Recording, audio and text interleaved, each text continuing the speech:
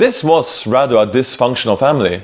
And let me also be clear that this video is not meant to defend all Jacob's actions, but rather after best ability to give a contextual and theological explanation as to why God chose Jacob over Esau.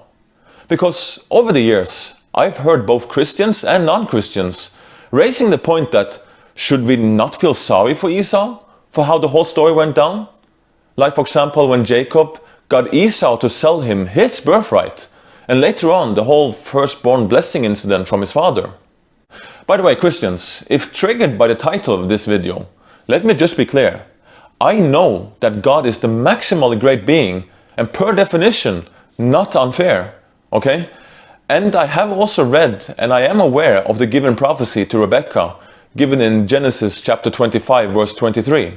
But again, the point of this video is to try and provide some eye-opening context and theological reasons for us now in 2021 as to why Yahweh is ultimately referred to in Scripture as God of Abraham, Isaac, and Jacob, and not God of Abraham, Isaac, and Esau.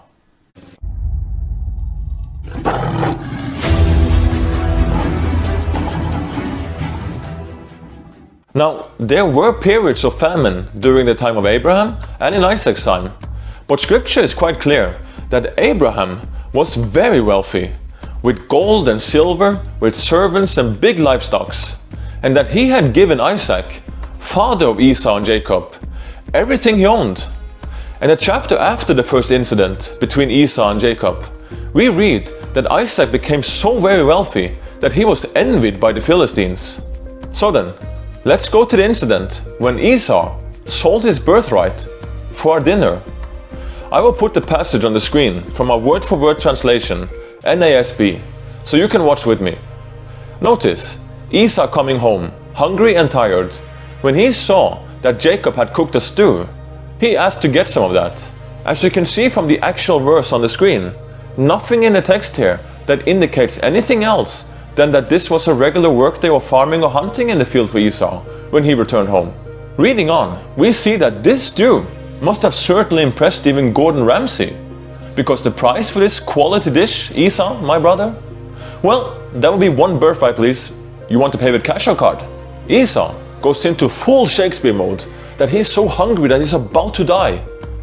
I grew up on a farm and I know how a long day without food feels on the body, especially considering that the work of Esau was probably longer and harder than mine. So here I can sympathize a bit. But I will explain the massive importance of the birthright and what it entails in just a moment. Bottom line, Esau still ended up swearing an oath and selling his birthright for a dinner. Lentil stew. Verse 34, Jacob throws in a drink and some bread with that too, on the house of course, free of charge. So, Esau despised his birthright. Okay, I have some questions. Given the big wealth from Abraham and Isaac, their grandpa and father, having for example many servants in the family, who may have had families of their own, as we see examples of elsewhere in Scripture.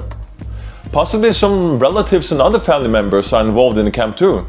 And I mean, they lived at the time near Bela Hai Roi, so don't think just 4 people in the story, but rather more like a tribe.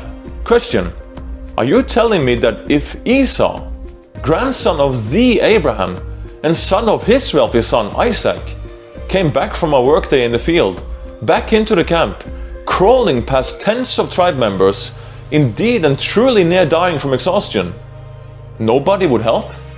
Was there absolutely no food in the tents of the many servants, possibly neighbors, friends or relatives in the tribe? No bread or anything that was fast, easy and eatable, just lying around somewhere to ease the hunger just a little bit before getting a proper meal? Was Jacob's lentil stew a la Gordon Ramsay the only available food in the whole camp of wealthy Isaac? Really? I don't buy that. We read that Esau was a skillful hunter and a man of the field. Now even a reduced skillful hunter and Bear Grylls kind of guy like Esau, if desperately and near death hungry, he would have managed to secure himself some food from others in the camp. His father Isaac had big wealth and servants from his father Abraham. So given a deeper look at the context, it's hard to defend the decision Esau made here. And he also gets smacked for it elsewhere in Scripture. like in Malachi and Hebrews? Was Esau lazy or arrogant or thinking that the oath he swore to Jacob was not really serious and for real? Whatever it was, it sure was one thing. He took his birthright for granted. And his birthright is tied to the rights and blessings of the firstborn.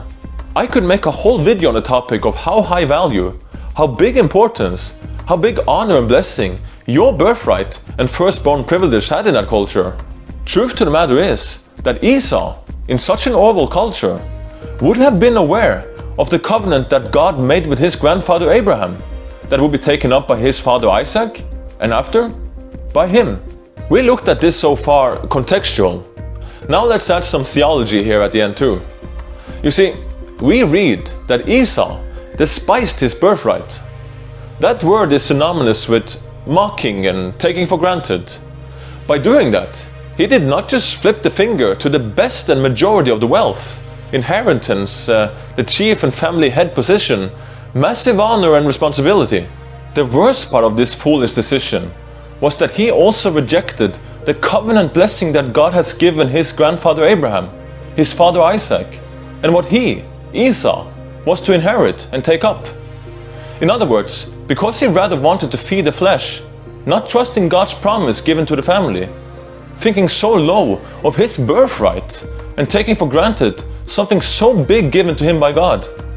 Esau, by that, also rejected God's blessings and God's covenant. Later on, Jacob dressed up and pretended to be Esau in order to get the covenant blessing through his father Isaac. But in reality, Jacob just cashed in on what Esau decided back then was not really worth more than a dinner of lentil stew. So God allowed the covenant blessing to be given to a man who really wanted it and really valued it. Esau's own twin brother, the man who even grabbed him by the heel at birth, Jacob.